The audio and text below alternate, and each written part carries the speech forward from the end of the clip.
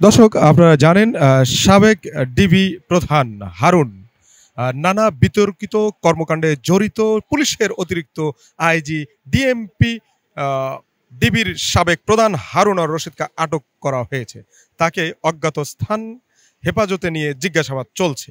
গতকাল দিনের কোনো এক সময় শাহজালাল আন্তর্জাতিক বিমানবন্দর থেকে তাকে আটক করে নিয়ে যায় রাষ্ট্রীয় একটি সংস্থা। সেটি পুলিশ, র্যাব নাকি অন্য কোনো আইন শৃঙ্খলা বাহিনীর সদস্য সেটি এখনও নিশ্চিত হওয়া যায়নি।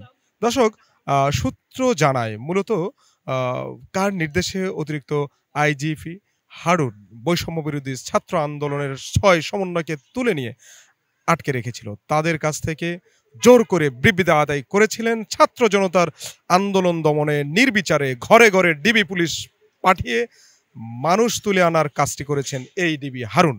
সেই জিজ্ঞাসাবাদগুলোই কিন্তু করা হচ্ছে।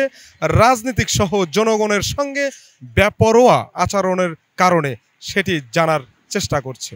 ৬ সমন্বয়কের সঙ্গে দেখা করতে গেলে সাবেক স্বরাষ্ট্র প্রতিমন্ত্রী সোহেল তাজকে দেখা করতে দেননি অতিরিক্ত আইজিপি হারুন। তখন বলেছিলেন ঊর্ধ্বতন কর্তৃপক্ষের নির্দেশ ছাড়া দেখা করা সম্ভব নয়। তাদের কবে ছাড়া হবে জানতে চেয়েছিলেন তিনি। ঊর্ধ্বতন কর্তৃপক্ষ যখন নির্দেশ দিবে তখন ছাড়া হবে, এই কথাই কিন্তু বলেছিলেন সাবেক ডিবি প্রধান হারুন। সেই ঊর্ধ্বতন কর্তৃপক্ষের কে সেটিও হারুনের কাছ থেকে জানার চেষ্টা করছে জিজ্ঞাসাবাদে। হারুন এডিশনাল এসপি থাকার সময় ২০১১ সালে ৬ জুলাই সংসদ ভবনের সামনে তৎকালীন বিরোধী দলীয় চিফ হুইপ জয়নুল আবেদিন ফারুকীকে শারীরিকভাবে হেনস্থা করেছিলেন। সেই থেকে সমালোচিত এই পুলিশ কর্মকর্তা শেখ হাসিনার আনুকূল্য পেতে থাকেন আর একের পর এক পদোন্নতি ও গুরুত্বপূর্ণ জায়গায় পদায়ন হয় এই ডিবি হারুনের।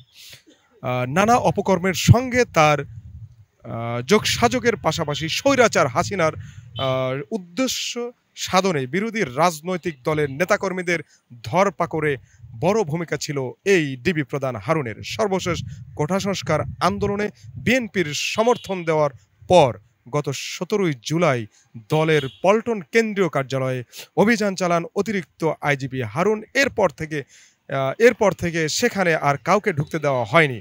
গত বছরে অক্টোবরে বিএনপির আন্দোলনের সময় দলের স্থায়ী কমিটির সদস্য গয়েশ্বরচন্দ্র রায়কে ধরে নিয়ে ডিবি অফিসে বেশ কয়েক ঘন্টা আটক করে রাখেন। তাকে জোর করে আপ্যায়ন করে সেই ছবি সামাজিক যোগাযোগ মাধ্যমে ছড়িয়ে দেন। একই ঘটনা ঘটে ৬ সমন্বয়কের সঙ্গে। তাদের জোর করে খাবার টেবিলে বসিয়ে চাউমিন খাওয়ানোর ছবি ও ভিডিও সামাজিক যোগাযোগ মাধ্যমে ছাড়েন।